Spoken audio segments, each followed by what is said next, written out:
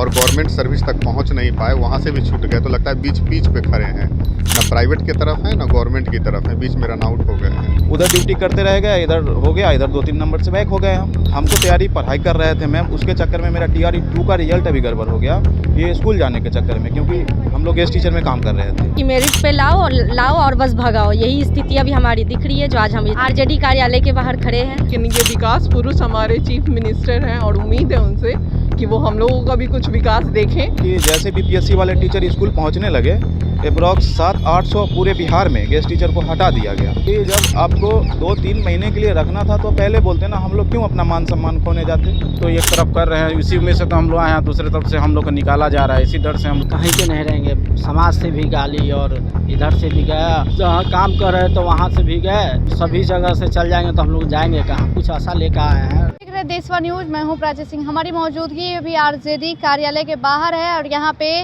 कई शिक्षक मौजूद है। बता दें कि ये अतिथि शिक्षक बहाली जो BPSC टायर 1 में की गई थी, उसके लिए यहाँ पे आखिर इनकी क्या समस्या है, क्या उस प्रक्रिया में उसमें क्या रुझान हुई थी, क्या गलतियाँ हुई थी, क्या इन लोगों का मांग है। चलिए इन्हीं से बात करते हैं। कहाँ से आए हैं सबसे पहले? हम तो पातेपुर वैशाली से आए मैम। मेरा नाम सूरज कुमार हुआ।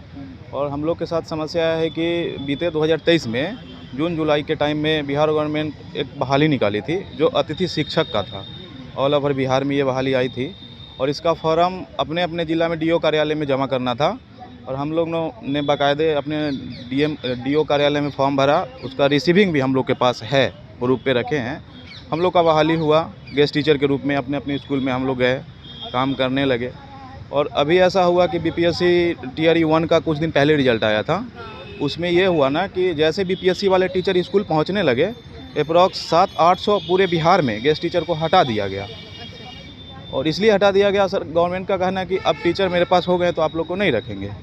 और मेरा ये कहना मैम कि जब आपको 2-3 महीने के लिए रखना था तो पहले बोलते ना, हम लोग क्यों अपना मान सम्मान खोने जाते। हम तो तैयारी पढ़ाई कर रहे थे मैम, उसके चक्कर में मेरा TRE 2 का रिजल्ट अभी गड़बड़ हो गया, ये स्कूल जाने के चक्कर में, क्योंकि हम लोग गेस्ट टीचर में काम कर रहे थे। उधर ड्यूटी करते रह गए, इधर हो गया, इधर 2-3 नंबर से बैक हो गए हम।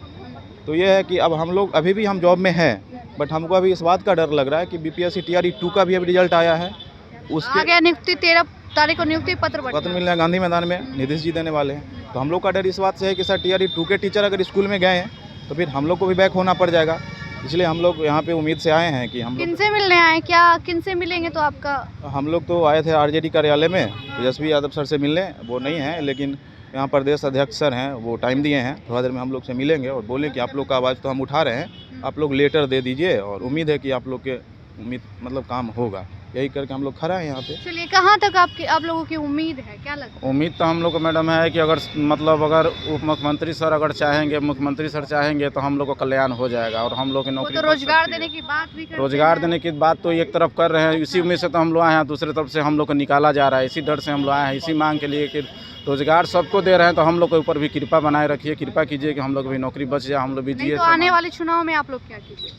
आने वाले चुनाव में अब उस समय देखेंगे, अब उस समय जैसा होगा। अभी सर क्या करते हैं तो हम लोग अपनी बातों को रखेंगे, उसके बाद जैसा कहेंगे उसके हिसाब से हम लोग करेंगे। यहाँ से आपकी अगर समस्या नहीं सुनी जाती तो आप लोग कहाँ तक जाएंगे? अभी मुख्यमंत्री सर से मिलेंगे, इनसे मतलब तेजस्वी सर से भी मिलेंगे। अच्छा, दोनों से जी जी, मतलब वहाँ तक घेराव भी कीजिएगा? जी हम लोग घेराव भी करेंगे सर। चलिए, यहाँ पे और भी है, तो आप कितना उम्मीद लग रहा है? पता नहीं, बहुत मतलब पेशोपेश में है कि लगता है कि जिस तरह का स्टेप लिया गया है कि वही है ना, सरकार हम लोग को रन आउट कर दी है।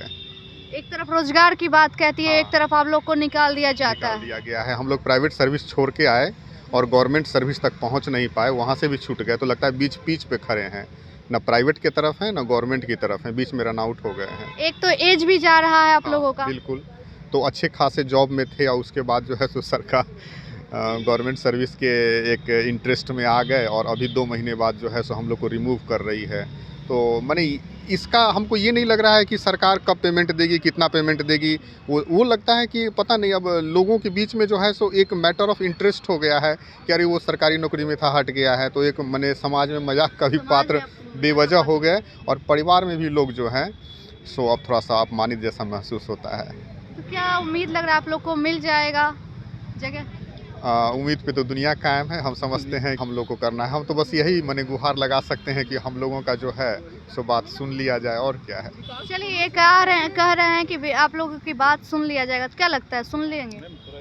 हम लोग तो कुछ आशा लेके ही आए हैं कि सुन ले, यानी कि हम लोग को मैंने बीपीएससी वाला जैसे आ रहा है वैसे से हम लोग को साइड किया जा रहा है। तो 800 के समथिंग लगभग हटा भी दिया गया है, और 5-6 महीना काम करने के बाद हम लोग अब कहाँ जाएंगे, माने कि कहीं के नहीं रहेंगे। समाज से भी गाली और इधर से भी गया, जहाँ काम कर रहे तो वहाँ से भी गए, सभी जगह से चल जाएंगे तो हम लोग जाएंगे कहाँ। कुछ आशा लेकर आए हैं कि हम लोग को हटाया नहीं जाए। समाज में लड़कियों को गाली सुनना पड़ता है, लड़कियों को बाहर नहीं भेजा जाता है पढ़ने के लिए, लेकिन आप शिक्षक के तौर पे बस हमें बस ऐसा हुआ कि मेरिट पे लाओ और बस भगाओ, यही स्थिति अभी हमारी दिख रही है। जो आज हम आरजेडी कार्यालय के बाहर खड़े हैं, और इससे हमारा बस यही तात्पर्य, हम यही बोलना चाहेंगे, जैसे सारे लोगों को कंप्यूटर शिक्षक है या फिर बहुत सारे मनरेगा वाले हैं, उन लोगों को आउटसोर्सिंग वाले को परमानेंट किया जा रहा है। तो बस हमारा भी यही कहना है कि हमें भी उसी तरह से परमानेंट किया जाए,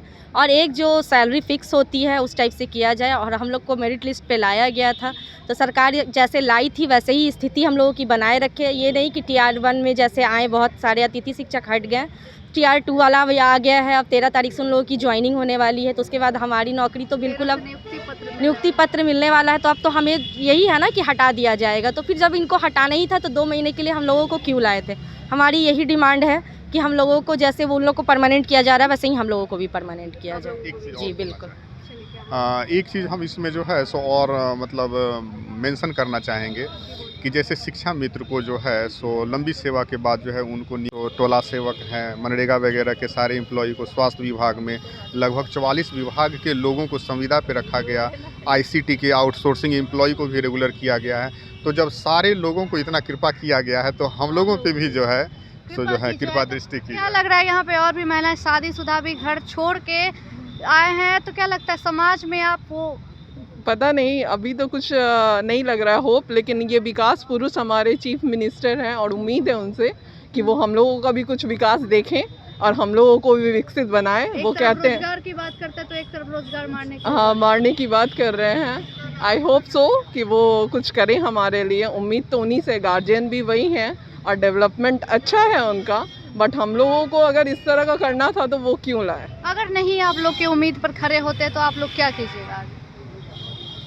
टीट फॉर टैट जैसा वो हमारे साथ करेंगे हम उनके साथ करेंगे। मतलब फिर आप दिखा देंगे? हाँ, फिर हमें नहीं चाहिए, फिर हमें गवर्नमेंट ही नहीं चाहिए। आप लोगों का मांग है कि इन लोगों का जो समस्या है उन्हें सुना जाए। तो ऐसे ही तमाम खबरों के लिए देखते रहे देशवाणी न्यूज़। प्राची की रिपोर्ट, पटना। धन्यवाद।